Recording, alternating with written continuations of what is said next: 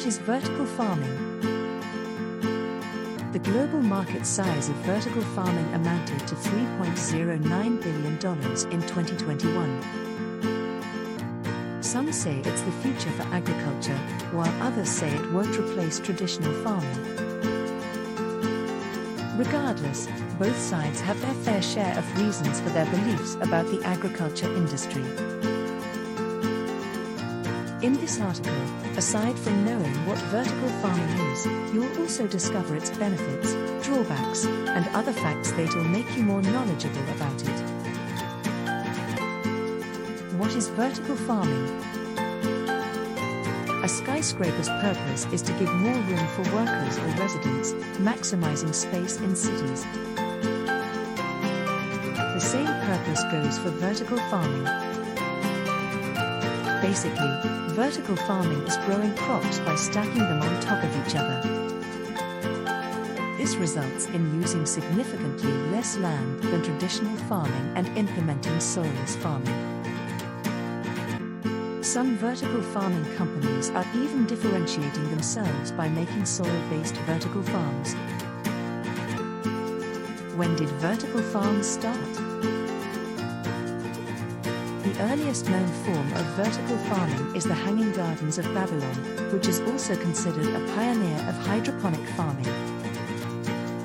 However, the term vertical farming was only coined in 1915 by an author named Gilbert Ellis Bailey. Then, according to an American daily newspaper based in New York City, vertical farming was first applied in Armenia in 1951.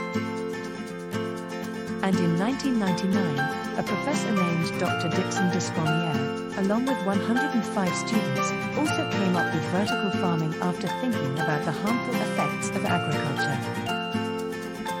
But the first commercial vertical farm started in October 2012, when Sky Green's farms first opened in Singapore.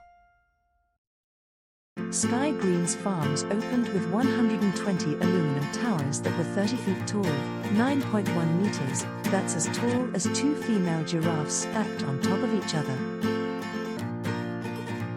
What are the advantages of vertical farming? Aside from using less land, vertical farming uses less water too. And speaking of water, vertical farming reuses its water and nutrients, resulting in zero waste. This method of farming also decreases air pollution since it can be done in urban areas, meaning there is no need for trucks to transport produce over long distances.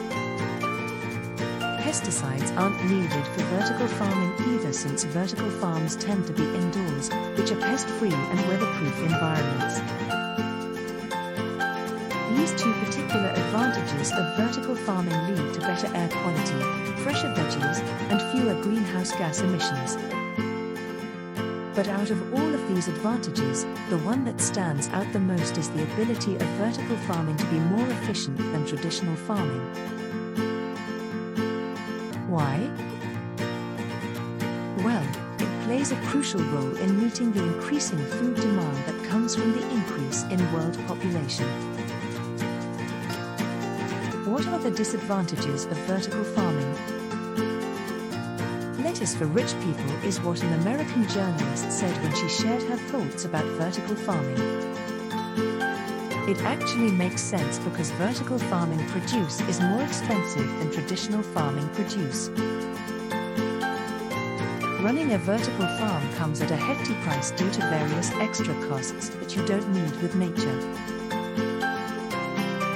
Artificial lighting, used in replacement of sunlight, is just one of these extra expenses. Which crop is best for vertical farming? Most vertical farming companies focus on growing leafy green vegetables, like basil, lettuce, and kale, because they have high demand, and growing them doesn't take long.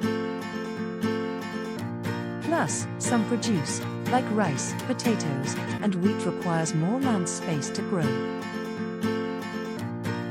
So, crops that take up less space and less time to grow are a high priority for vertical farms, as they're the most profitable to produce.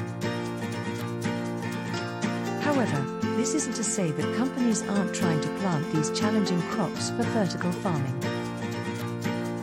Which celebrities have invested in vertical farming? Celebrities like Justin Timberlake, Natalie Portman, and Jeff Bezos have invested in vertical farming companies.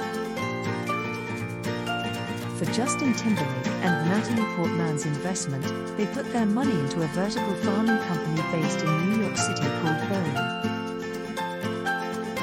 Another vertical farming company that uses robotics and AI to manage its vertical farms is Plenty, which Jeff Bezos invested in 2017. The Amazon founder's investment contributed to the money Plenty raised during that year, amounting to $200 million.